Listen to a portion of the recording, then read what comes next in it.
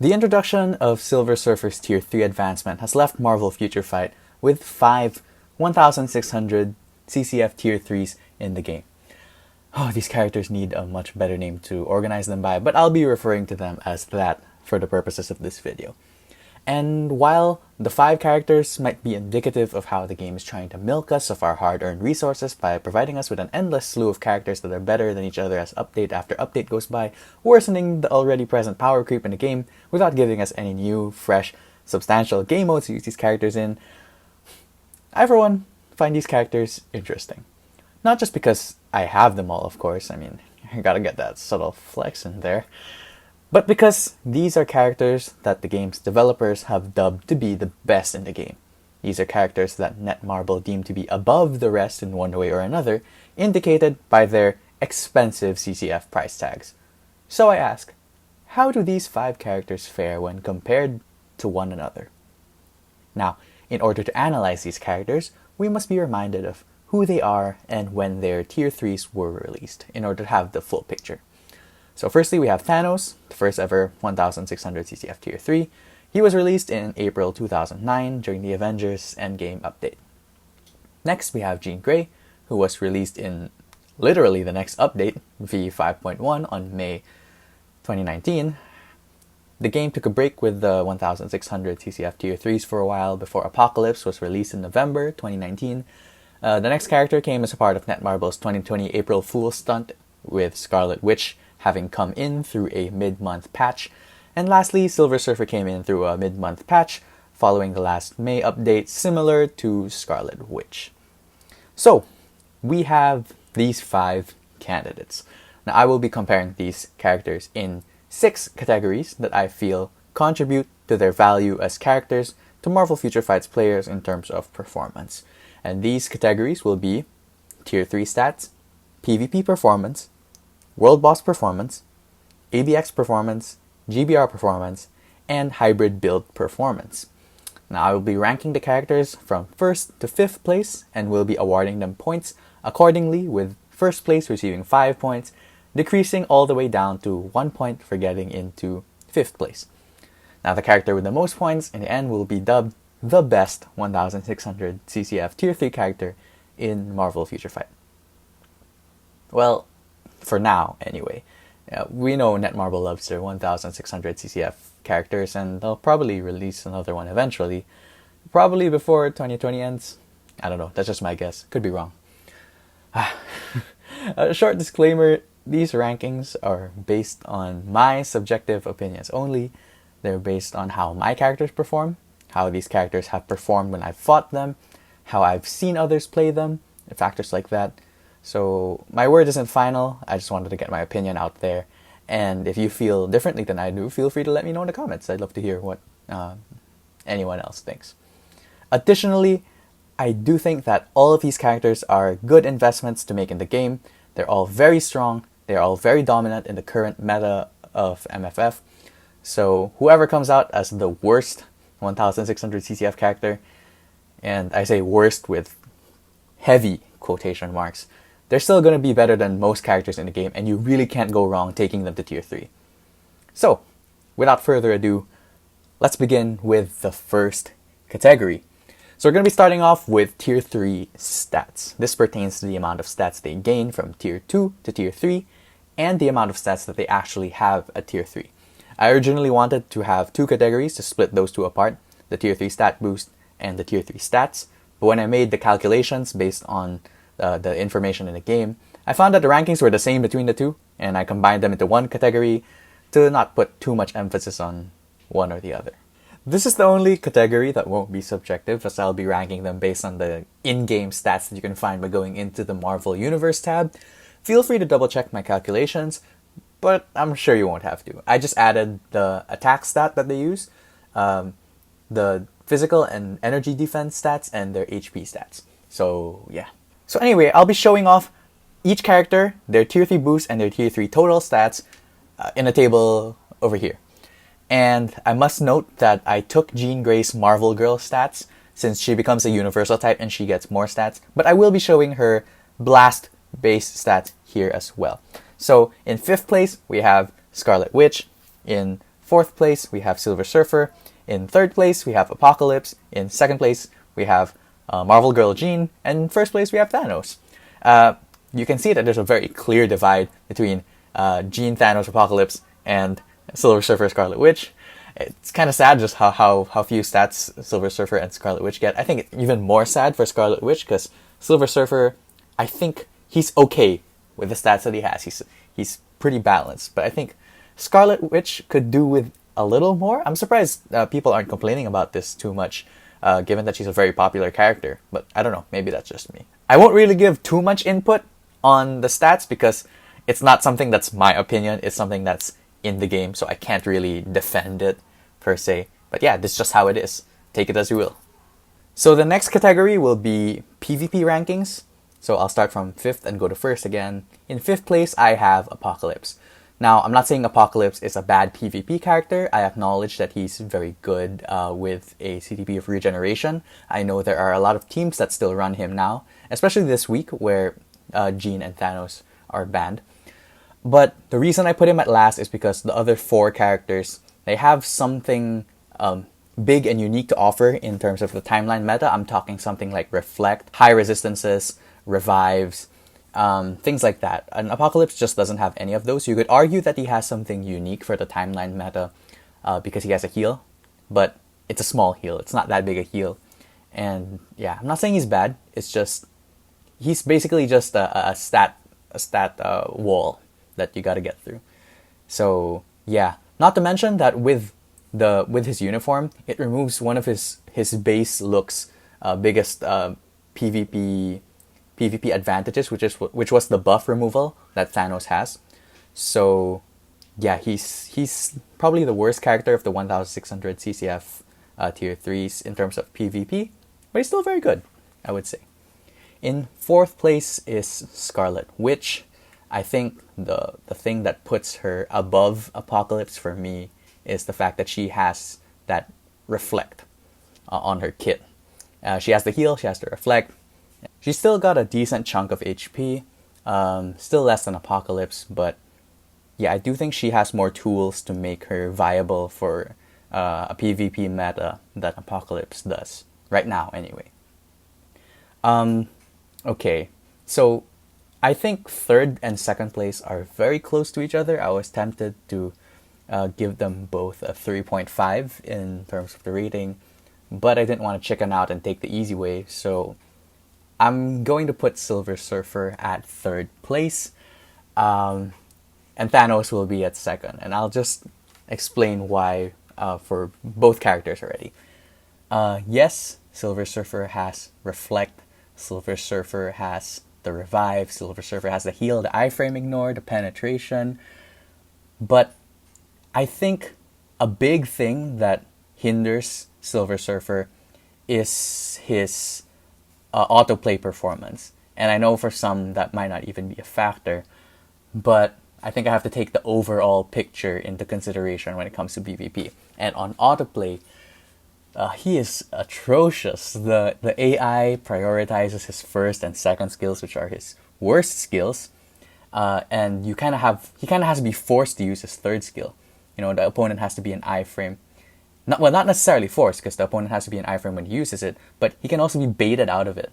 Like a character can just move around and wait for Silver Surfer to use his 3rd skill and not attack him, and yeah, he can be, his AI is pretty bad, which I have to take into consideration, in addition to just how much Thanos has for PvP. Thanos is basically built for PvP. Yes, he doesn't have a revive, but he has a very consistent heal. He has a very massive HP pool to work with. He has immense amount of resistances. He has that buff removal he can use. So if anyone is using Colossus or Shuri or Taskmaster on their team, one solid hit of that 1st skill just takes all those buffs away. And not to mention, his 2nd skill does ignore guard break immunity when you land it, of course. It's really close, I'm not gonna lie, but I do think Thanos takes the cake for me in terms of PvP performance. With a CTP of regen, he is just a tank, and basically, if you just gotta keep chipping away at his health until he gets his tier 3 skill loaded and then obliterates you and the next character in one hit. Yeah, those are my third and second place. And yeah, we all knew this. Jean Grey takes first place in terms of PvP performance. Her fifth skill is just broken. It breaks timeline, and as long as her fifth skill operates the way it does, I think there will be no one who can beat her. Even a tier 2 Jean Grey can dominate most timeline matches because of that fifth skill alone. If Jean can do that at tier 2, imagine what she does at tier 3, accompanied with the revive that she gets, the heal that she has on her third skill, the resistances. Yeah, she's just a monster. Jean Grey is the number one character for anything PvP related, and I don't think anyone will have any qualms about me saying that. So the next category I'll be looking at is the world boss performance of these characters. I'll be taking into account how well they play against world bosses and how many world bosses they can do. So starting off with the fifth place character, I'm going to have to give it to Thanos. And I think Thanos is very far below the other four characters in this category.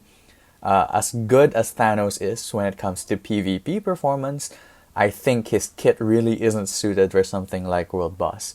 Now I know he has an all defense down that ignores immunity on his second skill, but I think it's too low for it to matter when you can have a striker in Nimrod or Negasonic that brings that all defense down much higher. In addition to that, his kit is mixed energy and physical attack, which prevent him from having an advantage over any single world boss. You might say that he could do well against Cull Obsidian, but then when I did have a proc on my Thanos before, and he wasn't really punching his weight, even at the time that I was using him with a proc. So he doesn't have any CC or anything like that. So I can't say Thanos is great for world boss. I really think if you're gonna build Thanos, just build him for PvP, you know. In fourth place, we have Apocalypse. Now, I think Apocalypse is a very good world boss clearer. He has a lot of mind resistance down, which, coupled with his mind damage, makes him very good when being able to apply those debuffs to world bosses. His damage is also very easy to scale on a free-to-play build, giving him just mind damage proc. The reason why I put him below the other three characters is because I think his mind control doesn't do very well over the long run. There are going to be large gaps where the boss can attack, and especially with a boss like Ebony, very slippery, has a lot of iframes, and it makes Ebony very hard to play against when you can't CC him for extended periods of time. Additionally, he only really does great against Ebony. He does okay against Cull, and he does alright against Thanos also, but the fact that you cannot debuff Thanos in the later stage does hinder him. So yeah, Apocalypse is still pretty good. He's a lot better than Thanos, I think, but he's fourth in this regard. In third place, I'm going to have to give it to Silver Surfer. Silver Surfer has the massive 65% all defense down on his fifth skill that warrants his place at third here. The problem with Silver Surfer is that he doesn't have his own crowd control. He does have a paralysis on his third skill that's activated when he gets hit, but the paralysis lasts for only 1 second, I believe, which isn't a long amount of time. However, you cannot deny how big an impact the 65% all defense down is. And if you couple it with a leadership like Dr. Voodoo or White Fox, that goes up to 91%, which does wonders when you're going up against Cull Obsidian, Ebony. I'm going to have to give second place to Jean Grey. Now, I think the biggest contributor to Jean's viability in World Boss is the massive damage she does on her tier 3 skill. I think it's one of the highest raw DPS tier 3 skills in the game, probably just below Sharon's tier 3 skill. It makes her viable for fighting Thanos even in the second stage, because her tier 3 skill doesn't rely on any all defense down or anything like that to do a lot of damage. And in addition to that, she does have her own form of debuffs. She has paralysis on her 4th with a Marvel Girl uniform. She has time freeze, which doesn't work all the time when a boss has cut time, but it's still a form of crowd control, right? She has mind resist down on her 3rd and her 1st skill. So she's still pretty good for world boss, and I think she has the highest damage out of any of the characters on this list. So that warrants her the second spot. However, I think first spot when it comes to world boss goes to Scarlet Witch, and that's just because she can basically keep world bosses crowd controlled for the entire duration of the match. The thing about her mind control is that it lingers. So right now I have the Infinity War uniform, so that's what I'm basing it on, but I do think that this applies to her later uniforms. But it says 5 seconds of mind control on the skill, but the area of effect lingers. So it's only when that area of effect disappears that the timer starts going down from 5 seconds to 0. And while the area is still there, it stays at 5 seconds. So in reality, you get more than 5 seconds of crowd control with a skill that you can repeat every 8 seconds. That's basically infinite crowd control. Not to mention that she does have her own all defense down.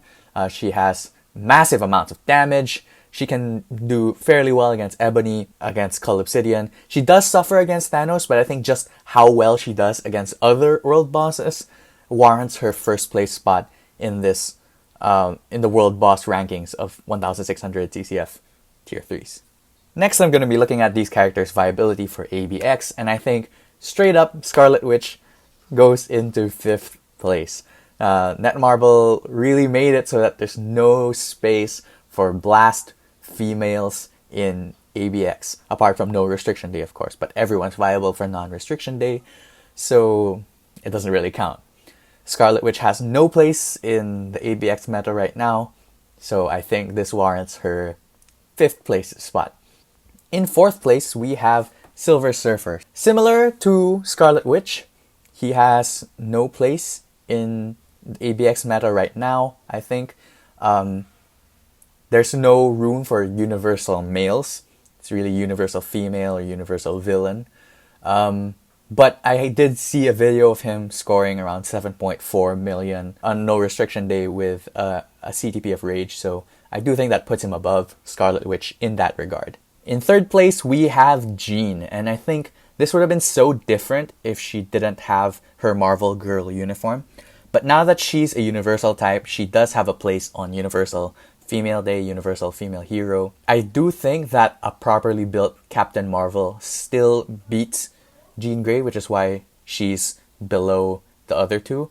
However, the fact that she has some viability on a day other than No Restriction Day puts her in 3rd for me, I think.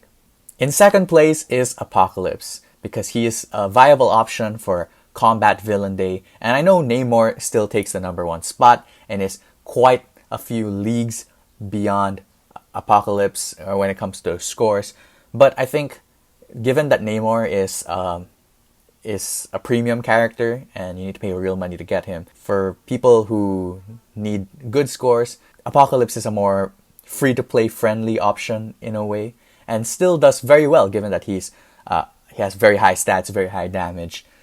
And in 1st place, we have Thanos. Thanos, at this point, I'm not sure if he's the undisputed number 1 when it comes to Universal Villain Day, given the release of Cosmic Ghost Rider. But for the longest time, he was the number 1 for Universal Villain Day. A Thanos with a CTP of Rage. That's what many of the top alliances were running. So I do think that warrants him the number 1 spot in ABX. I do think that none of the 5 characters on this list are particularly great for ABX. But yeah, I think Thanos has reached the highest of highs on this list. So the next category I'll be judging these characters on will be in Giant Boss Raid performance, and I have to say that I think this will be the most questionable part of the video, because while I'm only basing this on how the characters have performed for me, since I've taken all of these characters into Giant Boss Raid with a PvE build at one point in time, and I'm also basing it off of videos that I've seen on YouTube, I recognize that I may not have seen the best of all these characters. I don't think I've seen them all with crazy card builds, CTPs of Rage, CTPs of Insight, and all that. So take this with a grain of salt. This is kind of my opinion. So in 5th place, we have Thanos. I think his raw damage doesn't stack up against any of the other 4 characters, and I think it really shows in Giant Boss Raid. Even with a 180 proc that I had on him before, it took him quite a while to finish the stages, especially Galactus. So yeah, I don't think Thanos stacks up. In 4th place, we have Scarlet Witch. And similar to Thanos, I think her raw damage isn't great. I think her excellent performance in World Boss comes down to her mind control and her debuffs, which don't affect giant bosses. So I think she really suffers when it comes to Giant Boss Raid performance. I think she's still pretty good though. She still has quite the amount of damage. It just doesn't fare well to the other 3 characters on this list. In 3rd place, we have Apocalypse. I think Apocalypse and Scarlet Witch are very close to each other. I think Apocalypse just has more raw damage, especially on that tier 3 skill. I forgot to mention that Scarlet Witch's tier 3 skill I think doesn't hit very hard, in my opinion. So I think that really brings her down. Meanwhile, Apocalypse has a hard-hitting tier 3 skill, and I think that warrants him his 3rd place spot. Now, Silver Surfer's relatively new, and I give him 2nd place just based on how I felt playing with him against Galactus over the weekend. But I think his damage is very good. Not to mention that he's a universal type, which gives him an advantage every single day of the week over any other type. So I think that warrants his 2nd place on the GBR performance. Though I may still have to do a few more tests to verify this. And in 1st place, we have Jean Grey, the undisputed number 1. I think in this regard, the fact that I mentioned earlier that in World Boss that her tier 3 skill doesn't rely on any all defense down to do the massive damage it does, I think it carries over very well to this game mode, where a single tier 3 skill can obliterate bars from giant bosses. And I think she performs very well in this game mode, where raw damage is really what's being tested. The final category we'll be looking at will be the character's performance with a hybrid build. This kind of answers the question of how well they can do in PvP and PvE game modes with a single build. In last place, in 5th place, we have Thanos. I really think you can only build Thanos one way to get the best out of him, and that's to equip him with a CTP of regen, to stack him up with HP, Odin's Blessings, and that's it. A CTP of regen Thanos doesn't do great on any PvE game mode, and I think if you do equip him with a CTP of Rage, he does great for ABX, but I think that's about it. He will be severely hampered in terms of his PvP performance with a PvE build, and I just don't think he can juggle both. In 4th place, we have Apocalypse. Now, Apocalypse and Scarlet Witch, spoiler alert, she's the 3rd place. she's gonna be the one in 3rd place. But I think Apocalypse and Scarlet Witch are very close to each other in the sense that you can go for a hybrid build in terms of a guard break immunity, mind damage, proc, obelisk. So I think it's very easy for Apocalypse and Scarlet Witch to have a hybrid build. The thing with Apocalypse, I think, is that his PvP performance will be slightly worse than Scarlet Witch's. So I think I have to take that into consideration and say that Apocalypse will do worse with a hybrid build than Scarlet Witch will. I think Scarlet Witch can still do very good, especially with the Reflect. The Reflect can probably save her in a couple of matches even without an invincibility or a regen, but it's not going to be amazing. I think if you want to go that route, it will be serviceable for the character, but I don't think you'll be getting the best out of them particularly. So yeah, those are my 4th place and 3rd place spots. In second place, we have Silver Surfer, and I vouch for Silver Surfer in this regard because my build right now is a hybrid build, and I'm having a blast using him. I can rely on him for world boss clears, since he has the 180 proc, and I still can do very well on timeline, given that all he really needs is that third skill to punch through any defense. The thing with Silver Surfer is you can build him as a tank, and you can build him as a destroyer, basically. And I've chosen to build him as a destroyer type character that just crushes teams as fast as he can. And I think that's the way you go if you want to have a hybrid build on Silver Surfer, and I think it works very well for him. And in first place, we have Jean. The fact that Jean can still dominate timeline even with a CTP of Rage, I think that's just crazy and just highlights how broken she is. As if I haven't said that before, right? There's also the fact that she's viable for a lot of game modes with the CTP of Greed, which is, I think, the CTP that most exemplifies a hybrid build. That's why a lot of Jeans are actually running CTPs of Greed, not to not hinder her PvE performance that much. So I think that just highlights how flexible this character is and how crazy it is that she can basically do everything. So now that the last category is done, we can add up the scores and arrange these 5 heavyweight tier 3s in order.